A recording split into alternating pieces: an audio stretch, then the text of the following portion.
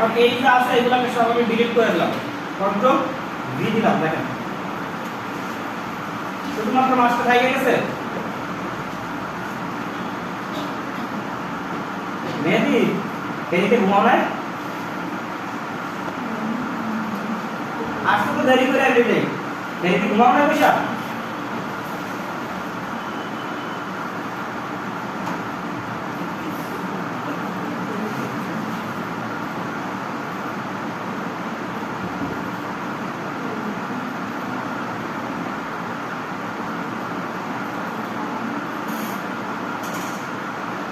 আরেকটা জিনিস দেখেন, এই যে আমার টি-শার্ট, এই যে পিসটা আছে ঠিক আছে, এইটা যখন আমার কালারটা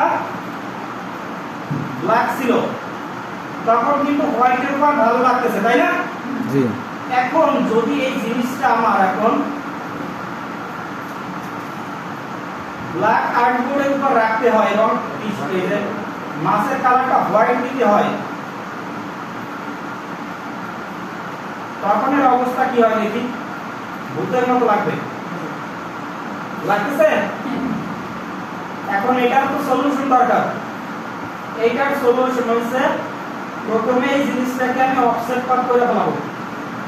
প্রথমে কি করব? অফসেট থেকে পাথ থেকে অফসেট পাথ 10 আছে, আরো একটু বাড়াই, 15 পর্যন্ত নিলাম। ক্লিয়ার? ওকে দিলাম, কন্ট্রোল এক্স দিলাম। এই যে লাইনটা আছে এইটার পিছনে কন্ট্রোল বি দিলাম, দিয়ে আমাদের যে পাথফাইন্ডার টুল আছে এটা থেকে মার্জ করব এবং ইউনাইট করব। সলিড হয়ে গেছে না? এখন এই যে উপরে যেটা ছিল উপরেরটার কালার আমি ব্ল্যাক করে দিলাম। ক্লিয়ার?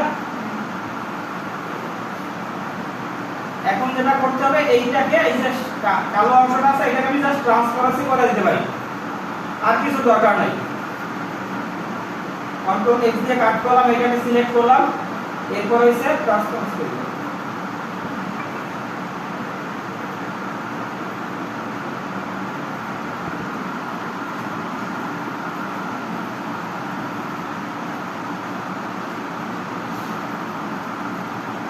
যদি দেখি স্টোরেজ সাইজ বড় হয়েছে আরো কমাই নিতে পারি, কিন্তু প্রিন্টের জন্য তো একটু টাকা ভালো হয়। এখন যদি চাই আমি মাছের কালার চেঞ্জ করব, আমি সেটাও চেঞ্জ করতে পারি। এখান থেকে জাস্ট আমি কালারটা চেঞ্জ করে নেব। এই যে আচ্ছা, এইটা হওয়ার কারণ হচ্ছে এখান থেকে দেখেন গ্রে স্টাইল সিলেক্ট হয়ে আছে। এই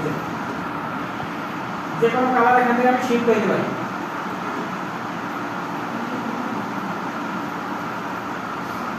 বুঝছেন? কোনটা ট্রান্সপারেন্সি?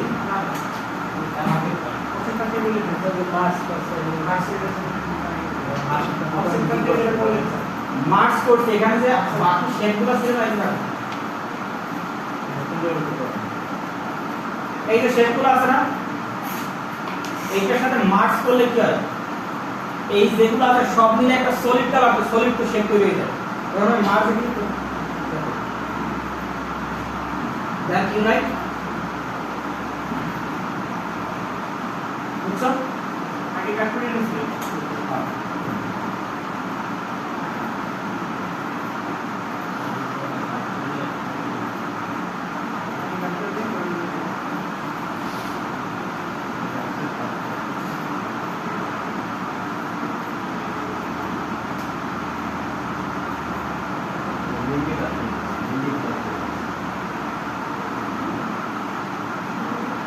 মেইন কাট করে নিতে হবে।